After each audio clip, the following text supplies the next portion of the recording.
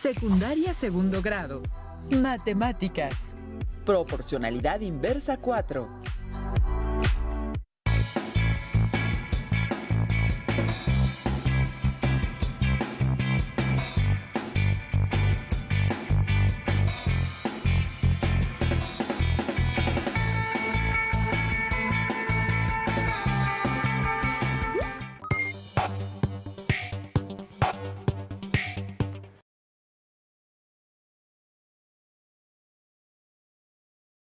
Aprende en casa. Esta sesión corresponde a la asignatura de Matemáticas para segundo grado de secundaria. Soy el maestro Jorge Gómez Méndez y es para mí un gusto que me acompañen en el transcurso de esta sesión para que juntos podamos aprender algunos conceptos matemáticos relacionados con la proporcionalidad inversa. En esta sesión interpretarán y resolverán problemas de proporcionalidad inversa, incluyendo fenómenos de la física. Es importante que tomen nota de las dudas, reflexiones y preguntas que surjan en el desarrollo de la sesión, para que después puedan comentarlas a distancia con sus compañeras, compañeros, maestras y maestros. Preparen su cuaderno, lápiz, goma, regla y bolígrafo para dar inicio. ¿Preparadas y preparados? Antes de comenzar a analizar y resolver, es trascendental recuperar algunos conceptos clave sobre la proporcionalidad inversa, ya que, al tenerlos presentes, será más práctico saber qué hacer en cada situación. Primero, recuperemos cómo se define la proporcionalidad inversa. Ustedes, allá en casa, tomen un momento para escribir en su cuaderno, con sus propias palabras, qué es la proporcionalidad inversa. Después, comparen lo que escribieron con la siguiente definición, para complementar o corregir su definición. La proporcionalidad inversa es la relación que existe entre los valores de dos magnitudes, tales que, si al multiplicar el valor de una de ellas por cualquier número, el valor correspondiente de la otra magnitud queda dividido por el mismo número y viceversa. Es decir, si el valor de una magnitud es dividido por un número, el valor correspondiente de otra magnitud es multiplicado por el mismo número. Piensen, ¿cuál es el nombre y la forma de la curva que define una gráfica de proporcionalidad inversa? Tomen un momento y, en su cuaderno, dibujen una gráfica representativa de la proporcionalidad inversa. Después, comparen su gráfica con la que se muestra en pantalla, identifiquen las diferencias si las hubiera y corrijan de ser necesario. Como pueden ver, la gráfica de la proporcionalidad inversa es una curva llamada hipérbola y dependiendo del valor de la constante de proporcionalidad, será su ubicación en el plano cartesiano. Toda relación de proporcionalidad tiene una constante de proporcionalidad. En el caso de la proporcionalidad inversa, la constante de proporcionalidad está definida por el producto de los valores correspondientes de las magnitudes relacionadas y se representa con la letra K. Por ejemplo, en la tabla se muestran valores que relacionan el ancho y el largo de un rectángulo cuya área es de 60 centímetros cuadrados. Como pueden apreciar, el producto de cada pareja de datos es 60 y ese valor siempre será constante. La fórmula para calcular la constante de proporcionalidad inversa está dada por K es igual a X por Y. En la resolución de problemas que implican proporcionalidad inversa, generalmente se solicita calcular valores faltantes que corresponden a la variable independiente X o, en su defecto, a la variable dependiente Y. ¿Cuáles son las fórmulas que les permiten calcular los valores faltantes de cualquier variable en la proporcionalidad inversa? Si les piden calcular el valor de la variable dependiente, podrán usar la fórmula Y es igual a K entre X. Por otro lado, si tienen que calcular el valor de la variable independiente, podrán usar la fórmula X es igual a K entre Y. Con las ideas que han recuperado, ya cuentan con lo necesario para poder identificar, analizar y resolver situaciones de proporcionalidad inversa en contextos no necesariamente matemáticos. Las matemáticas son útiles para describir y comprender todo lo que nos rodea. Por ejemplo, cosas que nos parecen tan comunes o naturales como distinguir los colores. ¿Sabían que la manera en la que distinguimos los colores está relacionada con la proporcionalidad inversa? Se los explico. Pongan mucha atención. Para comprender un poco mejor lo anterior, se tiene que hablar de las ondas electromagnéticas, especialmente de la amplitud, la longitud de onda y la frecuencia. Seguramente se estarán preguntando, ¿y eso qué tiene que ver con los colores? Pues bien, las ondas electromagnéticas oscilan y se propagan en el espacio y, a grandes rasgos, la frecuencia describe el número de oscilaciones completas que pasan por un punto dado del espacio en un segundo. La unidad de medida para la frecuencia es el Hertz y se simboliza con las letras Hz. Se escribe como 1 entre S o bien S elevado a la potencia 1 negativo. Se utiliza la S porque los Hertz son una unidad de medida relacionada con los segundos. De hecho, se puede leer por segundo. La longitud de onda y la frecuencia son inversamente proporcionales, es decir, mientras más corta sea la longitud de la onda, la radiación electromagnética, más alta será la frecuencia, y viceversa. Esta relación está dada por la expresión V de velocidad es igual a lambda por F. En este caso, como hablamos de las ondas electromagnéticas relacionadas a los colores, estas tienen una velocidad aproximada a la velocidad de la luz y su fórmula es C igual a lambda por F. La letra griega lambda representa la longitud de onda en metros, mientras que la letra F representa a la frecuencia en hertz. Como ya supondrán, al ser una relación inversamente proporcional, el producto de estas dos magnitudes es un valor constante, en este caso simbolizado por la letra C, que representa a la velocidad de la luz, aproximadamente 3 por 10 elevado a la 8 metros por segundo.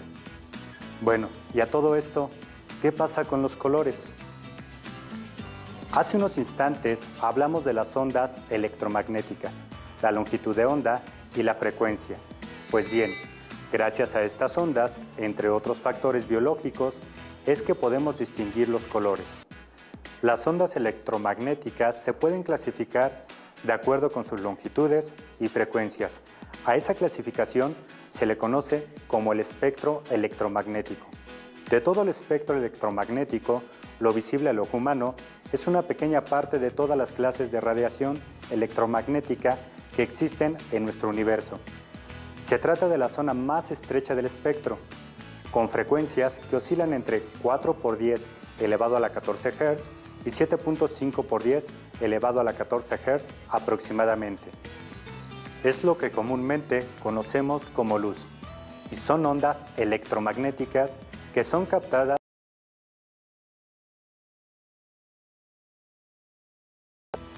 Si se toma como referencia la gráfica mostrada del espectro electromagnético, se podría decir que toda la energía que se ubica a la derecha del espectro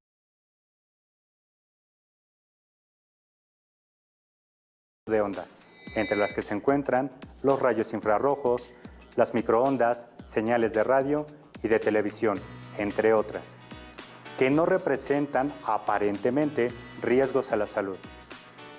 A la izquierda del espectro visible están los rayos ultravioletas, los rayos X, los rayos gamma, entre otros, que son considerados dañinos para los organismos vivos. Es por esta razón que solemos usar medidas de protección para evitar daños en la salud cuando estamos expuestos a ellos. Como pueden notar, la manera en la que distinguimos los colores es una combinación de factores físicos y biológicos. Es posible saber con precisión, a través de cálculos matemáticos, si una onda electromagnética corresponde al espectro visible o no. Se puede saber además si alguna de las radiaciones del espectro puede o no poner en riesgo nuestra salud. Por ejemplo, una onda particular de radiación electromagnética tiene una frecuencia de 1.5 por 10 a la 14 Hz.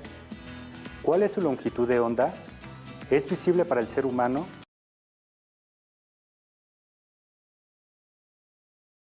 ¿Va a poner en riesgo su salud? Utilicen la fórmula anterior para elaborar sus planteamientos y responder a las preguntas. Una manera de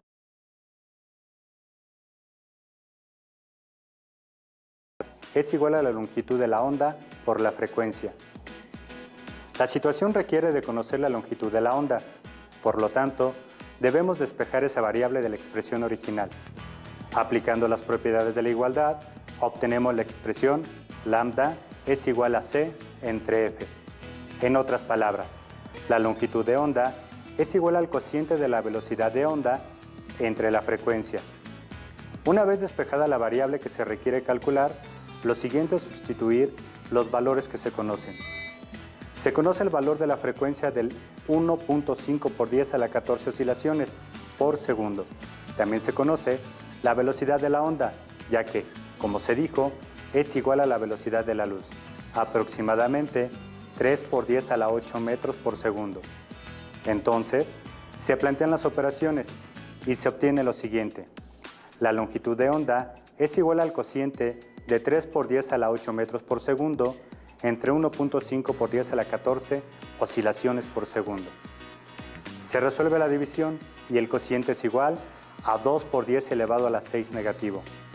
Tengan presente que en divisiones de potencias con la misma base, se resuelve la división entre coeficientes.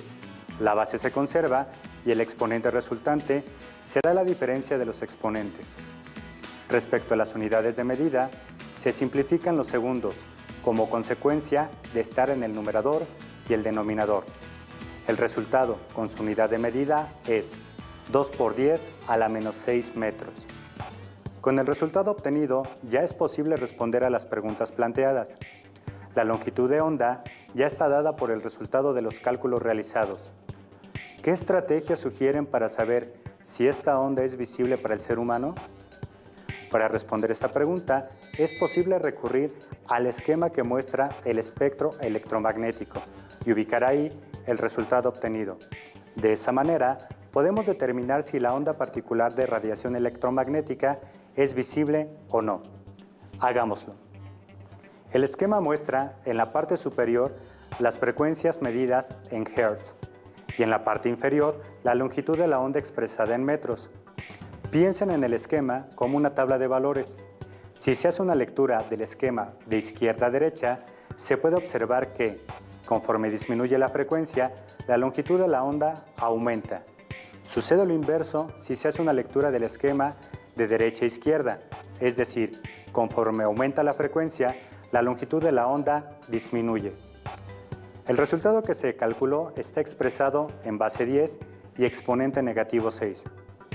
El valor que se calculó corresponde a la longitud de la onda, entonces se debe ubicar el resultado en esa magnitud.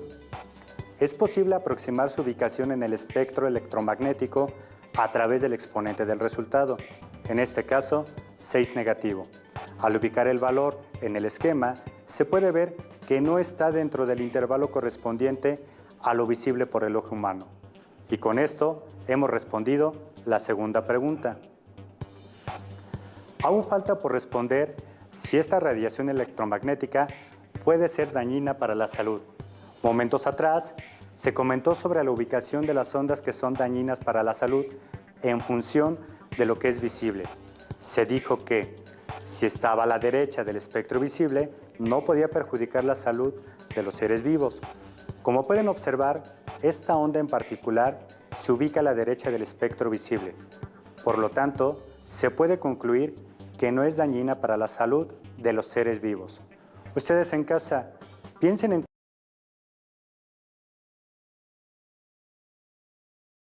y escriban en su cuaderno un par de ideas sobre ello.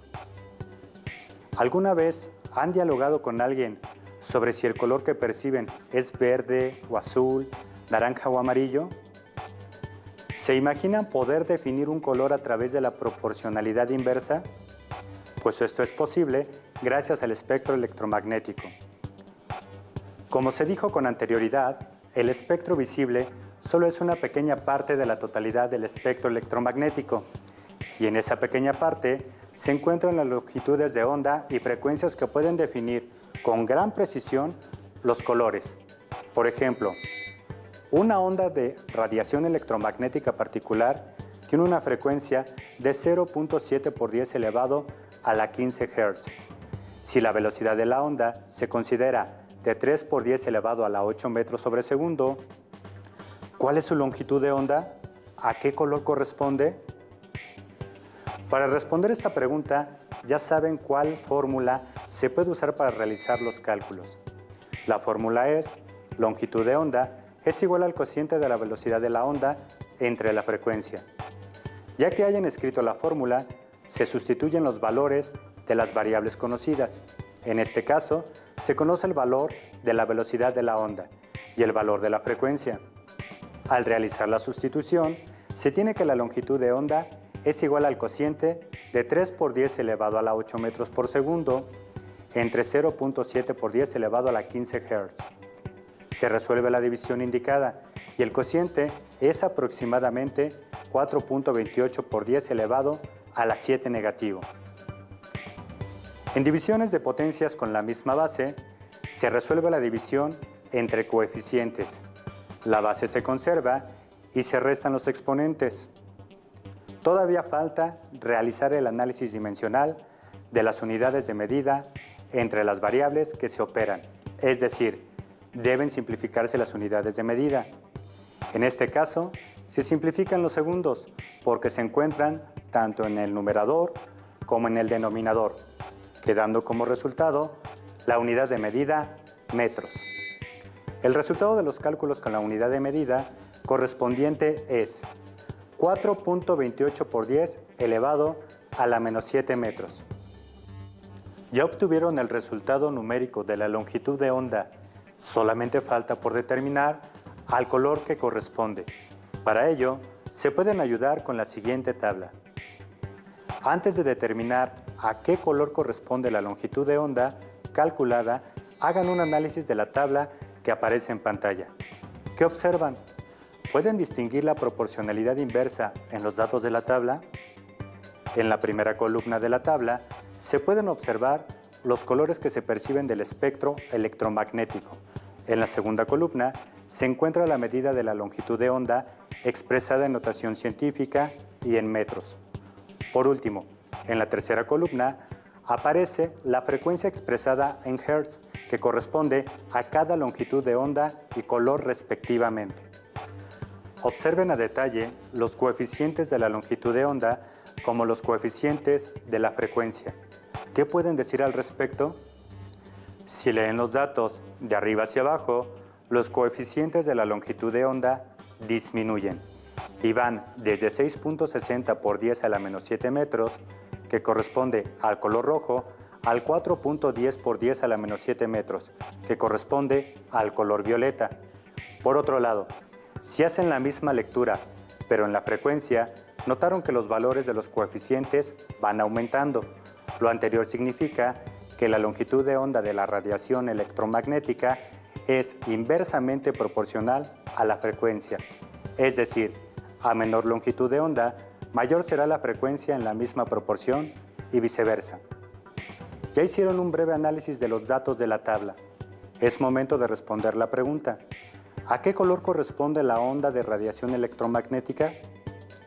El valor de la longitud de onda calculado fue de 4.28 por 10 elevado a la menos 7 metros. Al ubicar ese valor en la columna de datos correspondientes, pueden observar que el dato calculado se encuentra entre los coeficientes 4.10 y 4.40, un color intermedio entre el color añil y violeta, es decir, entre morado y violeta. Vayamos con otra situación. La proporcionalidad inversa también está relacionada con la manera en la que se emite el sonido en los instrumentos de cuerda, como por ejemplo el arpa, el violín, la guitarra, por mencionar solo algunos. Para ejemplificar lo anterior, analicen la siguiente información. La frecuencia del sonido producido por una cuerda es inversamente proporcional a la longitud de esta. Esto quiere decir que a mayor frecuencia, menor es la longitud de la cuerda y viceversa. En otras palabras, las cuerdas cortas corresponden a frecuencias altas y las cuerdas largas corresponden a frecuencias bajas. Allá en casa, lean con mucha atención el siguiente reto y piensen en una estrategia para resolverlo. ¿Están listas y listos? La longitud de una cuerda de violín varía de manera inversamente proporcional con la frecuencia de sus vibraciones. Una cuerda de violín de 32 centímetros de largo vibra a una frecuencia de 450 ciclos por segundo, Hz. Calculemos la frecuencia de una cuerda de violín de 24 centímetros de longitud. En casa, ¿ya tienen preparada su estrategia de resolución? Una manera de resolver el reto es analizando la información que ofrece el problema. El problema dice que la longitud L varía inversamente proporcional con la frecuencia F. ¿Qué interpretación le dan a este enunciado? ¿Qué representa matemáticamente esta relación? Al ser una relación de proporcionalidad inversa, el enunciado se puede interpretar como: mientras más larga sea la cuerda, menor es su frecuencia. Por otro lado, mientras más corta sea la cuerda, mayor será su frecuencia. Matemáticamente, la relación longitud de cuerda por la frecuencia representa la constante de proporcionalidad inversa, representada por la siguiente expresión: K es igual a L por F. Si sustituimos los datos conocidos, se tiene la siguiente expresión: K es igual a 450 Hz por 0.32 metros, que corresponden a los 32 centímetros. Resolviendo las operaciones, el producto es igual a 144 Hz metros o metros por segundo. El problema solicita calcular la frecuencia de una cuerda de violín de 24 centímetros de longitud, es decir, la frecuencia será la incógnita por conocer. Por lo tanto, de la fórmula de la constante de proporcionalidad, se deberá despejar a la variable f.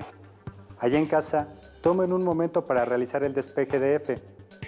¿Ya despejaron la incógnita?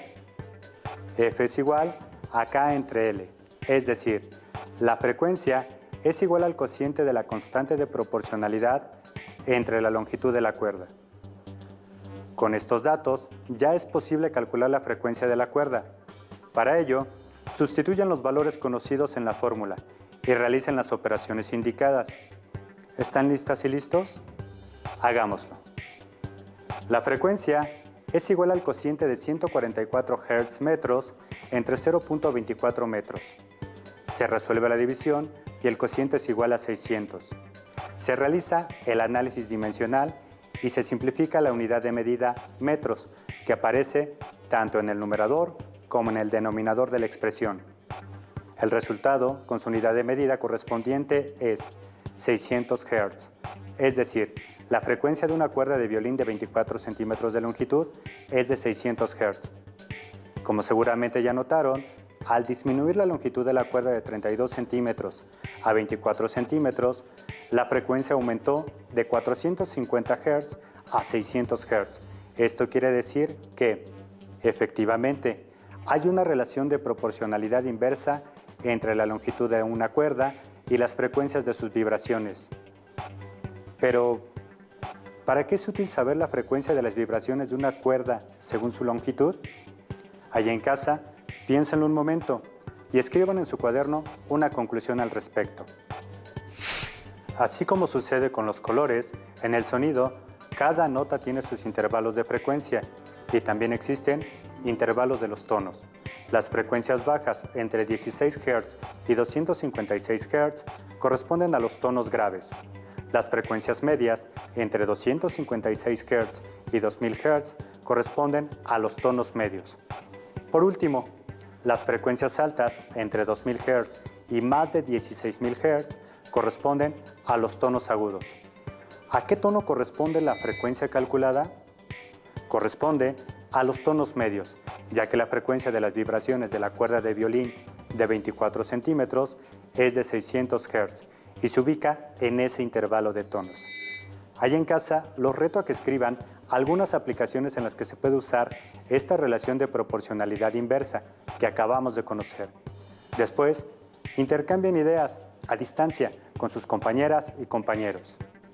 Se ha agotado el tiempo de esta sesión, dedicada al aprendizaje de la proporcionalidad inversa en más contextos de la física. Este es un material de apoyo y, para complementar lo estudiado, pueden consultar otras fuentes como su libro de texto de matemáticas y de ciencias de segundo grado.